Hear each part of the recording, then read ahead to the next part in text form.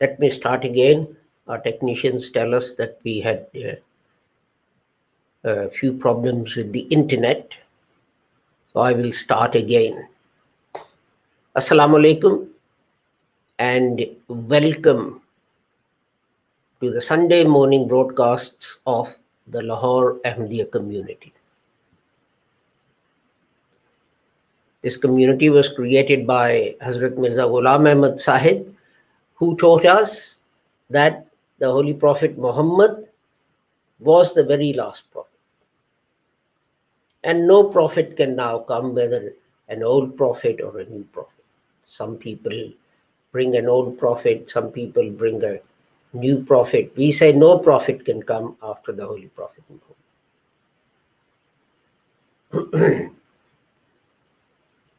In the same way, he said, because no prophet can come, then his claim is that of being the Mujaddid of the 14th century of Hijrah. And that the Holy Quran consists of all the revelation that the Holy Prophet Muhammad received. Some people say Ayah Rajam is missing, some people say Surah Walayat is missing, we say nothing is missing. The Holy Quran consists of all the revelation that the Holy Prophet Muhammad received. And Hazrat Mirza Ghulam Ahmad taught us that the Holy Quran is complete and perfect. No verse of the Holy Quran has been cancelled or abrogated, like some other people believe in Naskh and Mansukh. Hazrat Mirza Ghulam Ahmad also taught us that the Holy Prophet said that if one reciter of the Kalima calls another reciter of the Kalima a heretic, then it is the caller. Then it is the caller who is the heretic. And he taught that jihad is a duty, a fundamental duty of every Muslim. Its nature may change, but jihad cannot be abrogated. Wherever you are, in whatever form you can, you must conduct jihad. These days we are sharing the conclusions of a brother who's not a member of our Jamaat. He has studied the beliefs of the Lahore Ahmadiyya movement and he has studied the beliefs of the Qadiani Jamaat. And then he's looked at them in the light of the writings of Hazrat Mirza Ghulam Ahmad. And it is his conclusions that we are putting to you. The original is in Urdu, but I'll do an off-the-cuff translation with an apology for any problems that this may cause or any inaccuracy. So the title is The Real Claim of Mirza Sahib. Then our friend says, Mirza Sahib's claim was that of being a muhaddas. A muhaddas is a non-prophet to whom God speaks. And an alternative word for that is mulham, recipient of God's conversation, revelation. Mirza Sahib's claim was that of being a muhaddas and a mujaddid. Mujaddid being a reformer. And it is that which for which he used the word Nabuwat and Risala, prophethood and messengership. That he used the word Nabi and Rasul for himself was for two reasons he explained. First, that in his revelation, he was given the titles or given the names of Nabi and Rasul. But he then interpreted or explained this to say that in the Hadith and in the revelation, the use of the word Nabi is only a metaphor. This is just like Hazrat Ali is called Lion of Allah. He shared a quality with the lion. He wasn't actually a lion. He shared a quality with the lion. इसी को वो बरूजी भी करार दे. And he also considered that to be a baruz, a reflection. The reason is because, according to him, in its real meanings, messengership has been terminated. Therefore, now no Nabi or Rasul can come. No Nabi or Rasul can come. These things are worth noticing. Thus, he applied this prophecy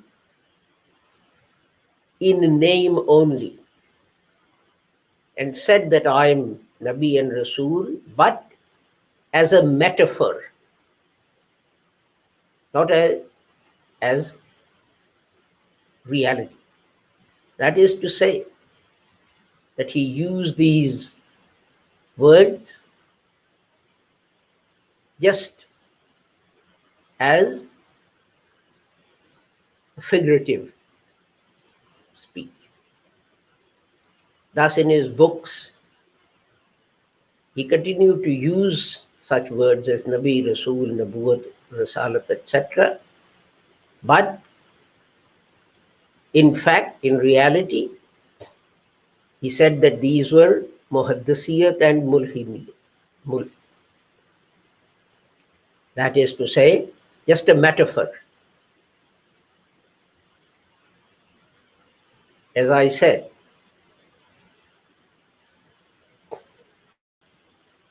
for example, in Urdu, this is my addition. When you say someone is very beautiful, we say Chand ka tukda, a part of the moon. But that person is not a part of the moon.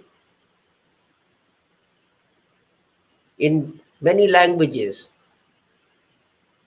when a person is considered stupid,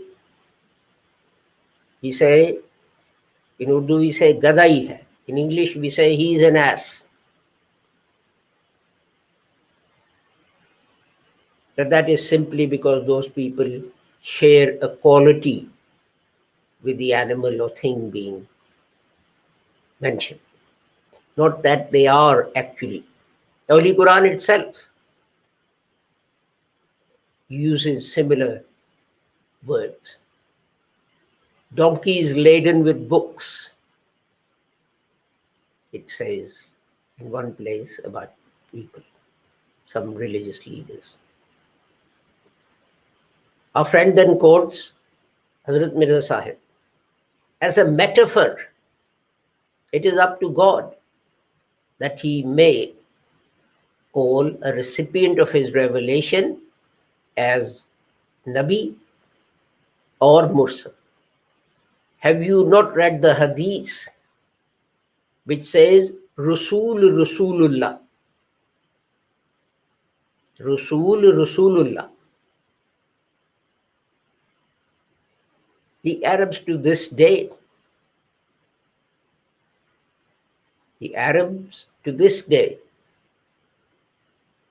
say about a person sent by a human that he is a Rasul. So why is it unlawful for God that as a metaphor he uses the word mursal? This is the knowledge that God has given me.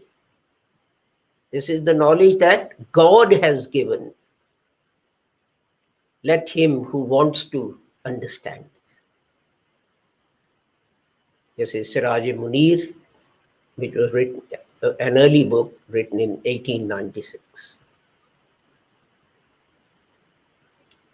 Then, just before he passed away, and this is in Malfuzat, 19th of May, 1908, he said, I have not made a claim to messengership the way these religious leaders deceive people. And whatever my claim to being a recipient of revelation and warner, and being a follower of the Sharia of the Holy Prophet Muhammad sallallahu alaihi wasallam, that it has been forever. This is nothing new. 24 years ago was this revelation. Jari Allah fi hululul anbiya. So he received Hazrat Sahib refers to a revelation he received at very early times. Roughly translated, it means fighter for the sake of Allah, in the colors of the prophets.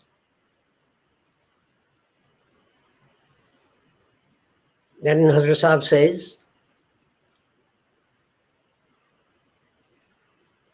about me in divine converse,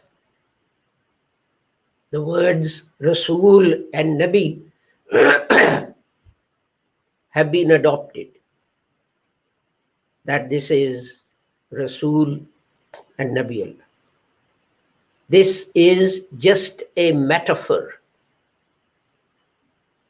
for the person who receives revelation from God, and God certainly speaks to him just like he spoke to the prophets. Is it not appropriate that the words Rasul or Nabi be used for him? This is a simple, eloquent explanation, a metaphor. And that is why in the Sahih of Bukhari and Sahih of Muslim and in Injil and Daniel and in the books of the other prophets where I mentioned, the word Nabi has been used about me. That it's a metaphor. This is in Zabima Tofai Gavaliya, page 16. Further on, in Brahini Ahmadiyya, part 5, which is a later book, Istara ke rang mein mujhe Ibn Maryam thehraaya. As a metaphor,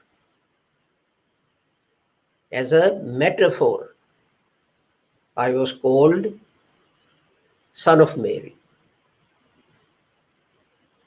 Now you see, Hazrat Mirza Ghulam Ahmad was not the son of Mary. It was Jesus Christ. So God also addressed him as Ibn Maryam, son of Mary. So this could not be literal. And this is what he's saying. Istara ke rang mein, as a metaphor, I was called Ibn Maryam, son of Mary. And this is Brahini Ahmadiyya, volume 5, as I said, which was written towards the end of his life, 1908. And then in an earlier book, Azalai Wahab, written in 1891, the promised Messiah who was to come, a sign about him was that he will be Nabiullah. That is the one who receives God's revelation. But in this place, that perfect prophethood, that complete prophethood is not meant, because the perfect and complete prophethood has been sealed. But by prophethood is meant muhaddasiyya. By prophethood is meant talking to God. And it's limited to that.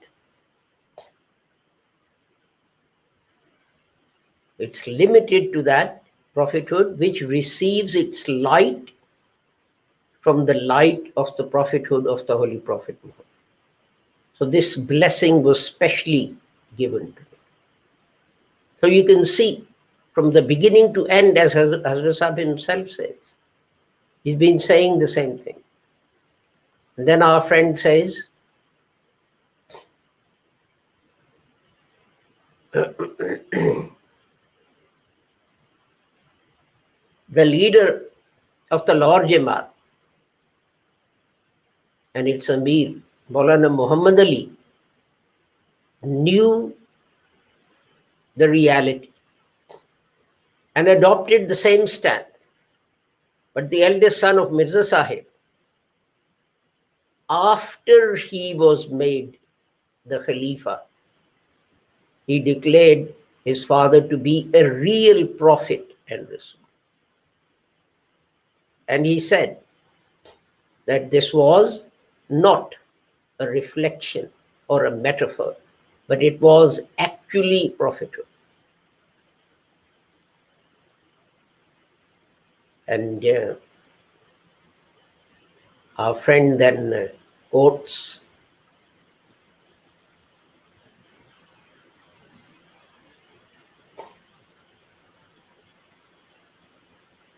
Mirza Bishuruddin Mahmud Ahmad Sahib. Perhaps at this place, someone that is a member of our Jamaat, Lahori MD, would say that we too accept Mirza Sahib metaphorically as prophet. Thus, we do not deny this hadith. That's the hadith of Muslim in which Messiah is called Nabiullah. So the answer is, this believing equates to not believing, because you interpret metaphorical prophethood as being not prophet.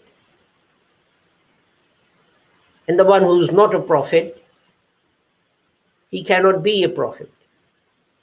Thus, this belief is just mere words and has no more value. And to believe in this way,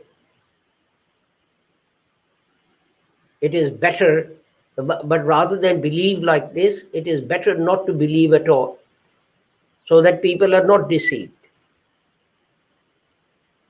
Belief is that whom the Holy Prophet Muhammad sallallahu alaihi wasallam whose prophethood, the Holy Prophet Muhammad sallallahu alaihi wasallam accepted. Whether the whole world becomes angry with you, we reject the whole world rather than rejecting the Holy Prophet Muhammad. Some people, upon hearing the hadith of Muslims, say that this hadith is full of metaphors. Thus, if the word Nabi has come for the promised Messiah, then we should declare it to be a metaphor as well. But such people should remember that there's a limit to metaphors. If in a writing there are some metaphors, that you do not declare the whole of the writing to be metaphorical. Thus, although in this hadith metaphors have been used in abundance, but for the status of the promised Messiah, we cannot say that that is a metaphor. Otherwise, someone could say, because this hadith is full of metaphors, thus Masih is a metaphor as well, and Mahdi is a metaphor as well. So neither a Messiah nor a Mahdi shall come. Haqiqatul Nubuwwat, which he wrote in 1915. Then in the same book he goes on to say that metaphorical prophethood is actually real prophethood without the law. By use of the word metaphor or metaphorical prophet, it does not prove that he was not a prophet in accordance with the Sharia of Islam. It simply means that the term real prophet that he coined, he himself told us what it meant. And that does not apply to him. It is only in accordance with that you are a metaphorical prophet, which means that he did not bring a new law, and he is not a direct prophet. It does not mean that he is not a prophet at all. All the writings of the promised Messiah, from which it is concluded that you are not a prophet, only mean that he did not bring a new law and he was not made a prophet directly. Now our friend says that Mirza Sahib said that he was a Mujaddid and Muhaddas, a reformer, and God spoke to him. And everything else about his claim is a metaphor, such as Messiah, Moses, Abraham, Joseph, Noah, Muhammad, the names of the prophets which he used for himself. They were all as a metaphor. It's also called masil and bruise, likeness of, reflection of, and so on. But these were not higher claims than the claim of being the Mujahid. So Hazrat Sahib wrote, it should be remembered that the claim to being the promised Messiah is no greater than the claim of being the reformer and recipient of God's revelation. It is clear, whoever attains to this station, that God speaks to him, then all these names from God, whether likeness of Messiah, likeness of Moses, likeness of Moses, They're all correct. They're all lawful.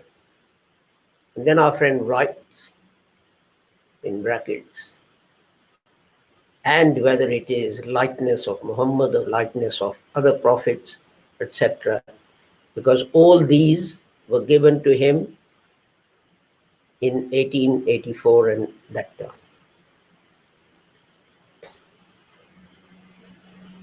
Real superiority is not being in the likeness of someone. Hazrat says, real and actual superiority is in being a recipient of revelation from Allah. Thus, the person who attains this status and he is appointed to serve the religion in some way as divine appointee, then it's for God Almighty that in accordance with the need of the time, he can give him some appropriate name. Giving such names is no great thing. In Islam, many people, as a good omen, adopt the names Musa, Moses, Isa, Jesus, Daud, David, Suleiman, Solomon, Yaqub, Jacob. As good omens, they take the names of prophets, that they may attain to the qualities of those prophets. Then why is it objectionable for God that if he talks to someone, then for some reason God gives him a particular name as well? This was a letter that he wrote to Nawab Muhammad Ali Khan, and it's also in Aina Kamalat Islam, 300 and page 341.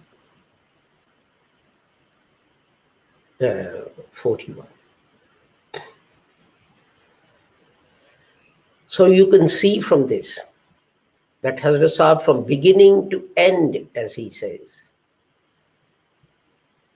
from beginning to end, he says that my claim is that God speaks to me. He has appointed me to reform Muslims. And then, as a metaphor, he has used these other words for me.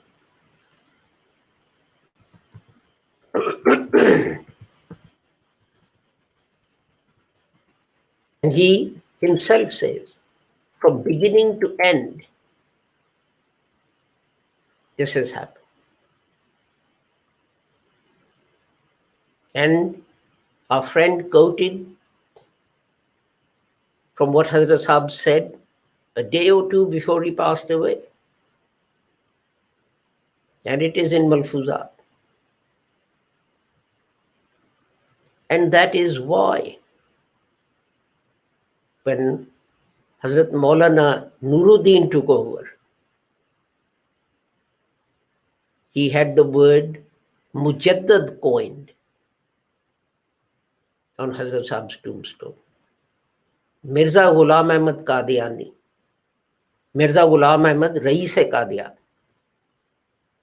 Mirza Ghulam Ahmad, landlord of Qadian. Mujaddad Sajjad, reformer of the 14th century of Hijrah. The promised Messiah and Mahdi.